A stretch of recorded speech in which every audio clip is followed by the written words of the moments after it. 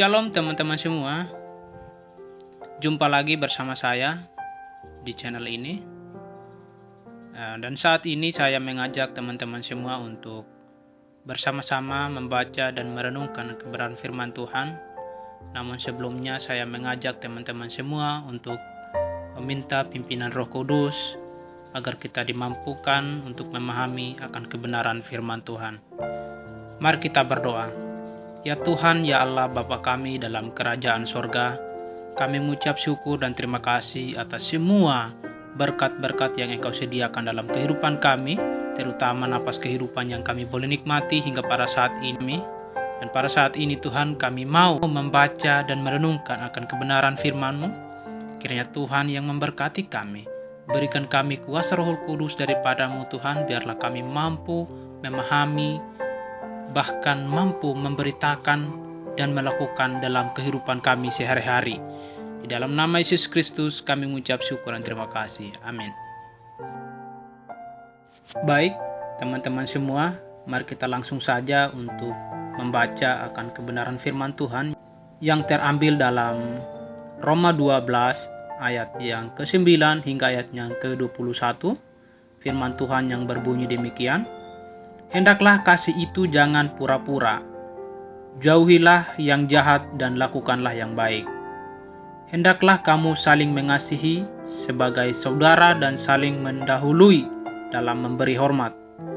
Janganlah hendaknya kerajinanmu kendor, biarlah rohmu menyala-nyala dan layanilah Tuhan.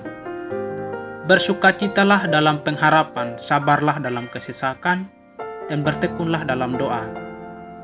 Bantulah dalam kekurangan orang-orang kudus dan usahakanlah dirimu untuk selalu memberikan tumpangan.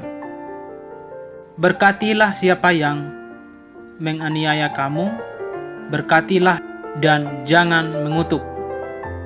Bersukacitalah dengan orang yang bersukacita dan menangislah dengan orang yang menangis.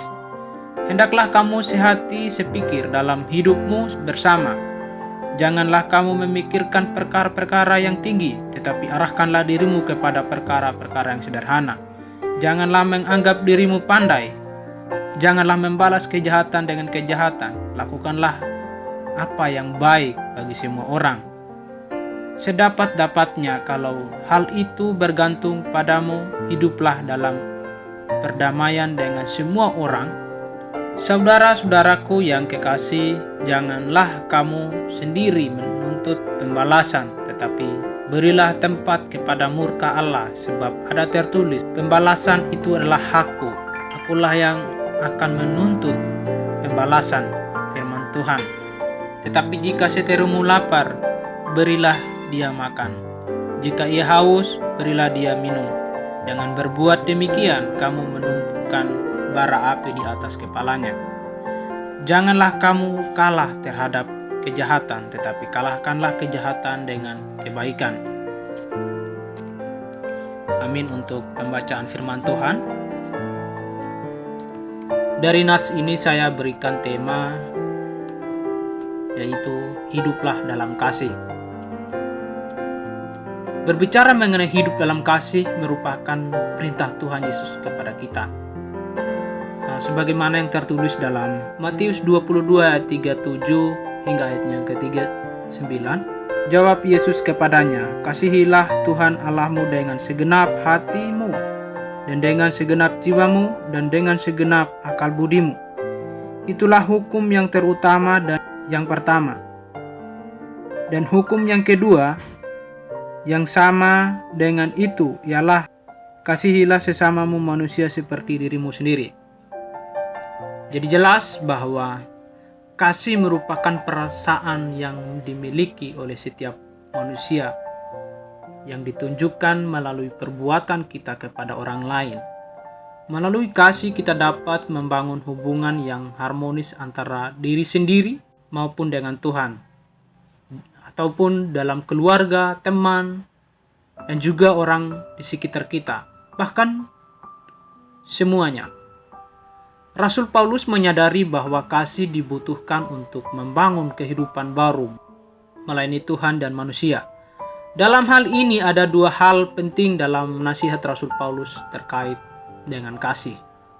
Pertama, jemaat di Roma harus diperintahkan untuk memperhatikan natur atau sifat kasih, yaitu tidak berpura-pura, menjauhi yang jahat, dan melakukan yang baik.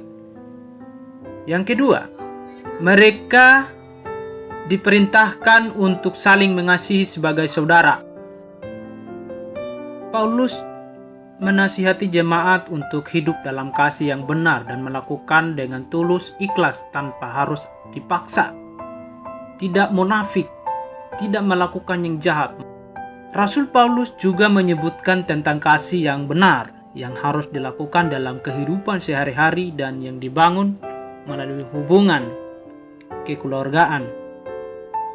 Ada juga prinsip yang diperlukan untuk menentukan hubungan dengan sesamanya, yaitu keturunan di dalam satu hati dan pikiran yang tertuju kepada Kristus sebagai pemegang kendali atas kehidupan manusia. Melalui pembacaan firman Tuhan hari ini, kita boleh belajar untuk menyatakan hidup baru melalui tindakan nyata. Kasih itu perlu kita senantiasa menyatakan sebagai wujud syukur karena kita telah menerima hidup yang baru. Kita pun dapat melakukan hal-hal yang baik dan benar serta menjauhi hal-hal yang dapat merusak nilai-nilai kasih. Mari kita hidup melayani Tuhan dengan sesama. Oleh karena itu, hiduplah dalam kasih.